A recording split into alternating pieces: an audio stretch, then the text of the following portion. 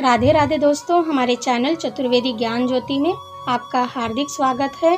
आप सब कैसे हैं यह बताने के लिए कमेंट बॉक्स में जय श्री राधे जरूर लिखें। राधे रानी की कृपा से आपका सब मंगल होगा।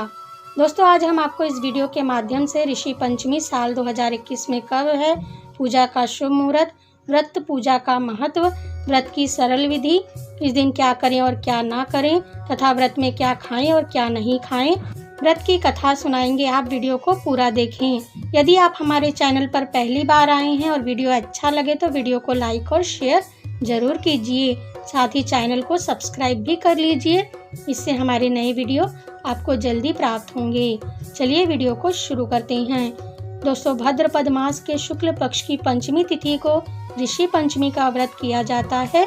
इस दिन जो भी व्यक्ति ऋषि मुनियों का ध्यान कर उनका पूजन करते हैं वे सभी पापों से मुक्त हो जाते हैं। इस व्रत को महिलाओं के लिए विशेष महत्व दिया गया है। हिंदू मान्यताओं के अनुसार इस व्रत के दिन व्रत रखने वाली महिला को मनचाहे फल की प्राप्ति होती है।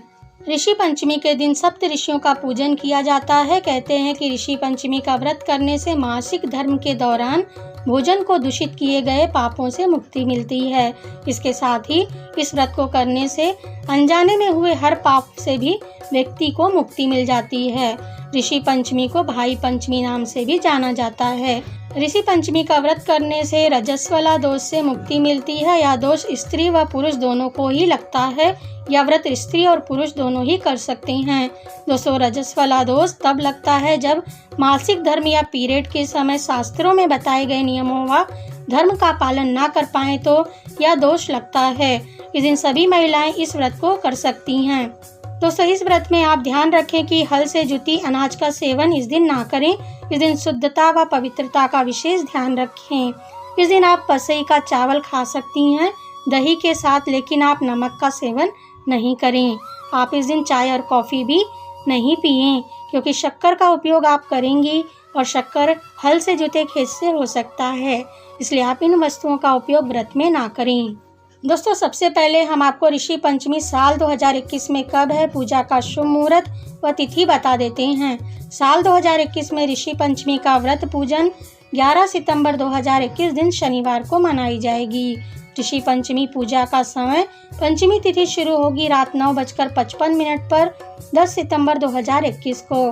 पंचमी तिथि समाप्त होगी 11 सितंबर की रात 7:35 पर। दोस्तों, चलिए हम आपको ऋषि पंचमी की पूजा विधि बताते हैं। इस विधि से आप ऋषि पंचमी की पूजा कीजिए। यह बहुत ही सरल व उत्तम विधि है। इस व्रत के दिन आप सुबह जल्दी उठें, सूर्योदय से पहले उठकर स्नान कर लीजिए, स्वच्छ वस्त्र धारण कीजिए, घर में ही पूजा घर में चौक पूर लें तथा ऐपन से सप्त ऋषि बनाएं। यदि आप सप्त ऋषि नहीं बना सकते हो तो आप सप्त ऋषि की प्रतिमा भी पूजा में रख सकते हैं या फिर फोटो भी ले सकते हैं।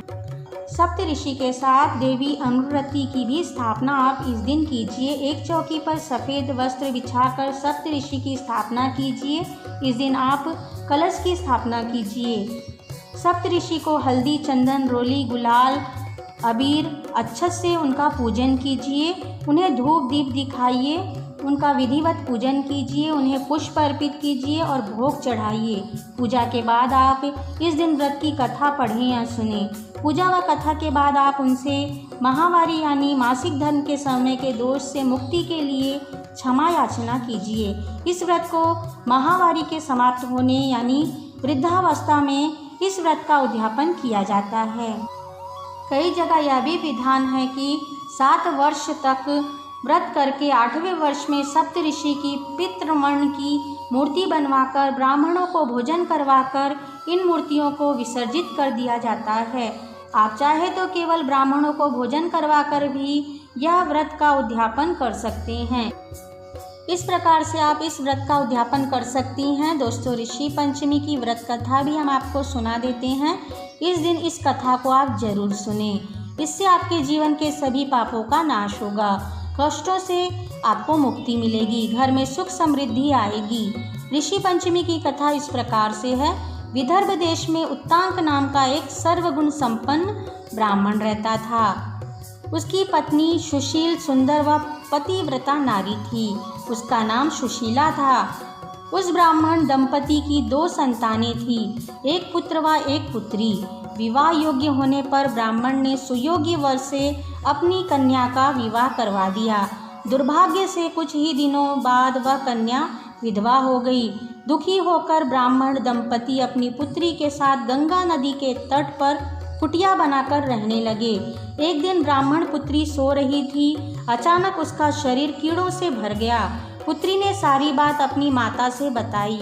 माता ने अपने पति से इसका कारण पूछा। हे पतिदेव, मेरी पुत्री की यह गति होने का क्या कारण है? उत्तांक ऋषि ने समाधि के द्वारा इस घटना का पता लगाकर कारण बताया। पूर्व जन्म में भी हमारी पुत्री ब्राह्मणी थी। इसने रजस्वला होते हुए भी घर के बर्तन छुए और घर के कामकाज किए। इस जन्म में भी इसने ऋषि पंचमी का व्रत नहीं किया, इसलिए इसके शरीर में कीड़े पड़े हैं। शास्त्रों के अनुसार रजस्वला स्त्री का कार्य करना निषेध है, परंतु इसने इस बात का ध्यान नहीं दिया और घर के कार्य किए, इसलिए इसे इसका दंड भोगना पड़ रहा है। धर्मशास्त्रों के अनुसार रजस्वला स्त्री पहले दिन चंडालिनी, दूसरे दिन ब्रह्मघातिनी तथा तीसरे दिन धोबिन के समान अपवित्र होती है। वह चौथे दिन स्नान करने के बाद शुद्ध होती है। यदि वह पवित्र मन से अब भी ऋषि पंचमी का व्रत करे तो उसके सारे दुख दूर हो जाएंगे और अगले जन्म में अटल सौभाग्य को प्राप्त करेगी। पिता की आज्ञा से पुत्री ने विधि विधान से ऋषि पंचमी का व्रत किया, पूजन किया। व्रत के प्रभाव से उसके सारे दुख व परेशानियां समाप्त हो गई। अगले जन्म में उसे अटल सौभाग्य और सुखों की प्राप्ति हुई। ऋषि पंचमी की एक अन्य पौराणिक कथा के अनुसार सतयुग में शेनजीत नाम के एक राजा राज्य करते थे। उनके राज्य में सुमित्र नाम का एक ब्राह्मण रहता था। वह वेदों में पारंगत था। ब्राह्मण खेती द्वारा अपने परिवार का भरण पोषण किया करता था। उसकी पत्नी जयश्री अत्यंत पतिव्रता नारी थी। वह खेती के कार्यों में भी अपने पति का सहयोग किया करती थी। एक दिन रजस्वला अवस्था में उसने घर के सभी कार्यों को कर लिया और पति का स्पर्श कर लिया। देव योग से पति व पत्नी का अंत एक ही साथ हो गया। रजस्वला अवस्था में स्पर्श आदि कार्यों का विचार न करने से स्त्री को कुतिया का जन्म और पति को बैल का जन्म प्राप्त हुआ, परंतु पूर्व जन्म में किए गए धार्मिक कार्यों के कारण उनमें पूर्व जन्म की स्मृति बनी रही। पूर्व जन्म का समस्त विवरण याद रहा।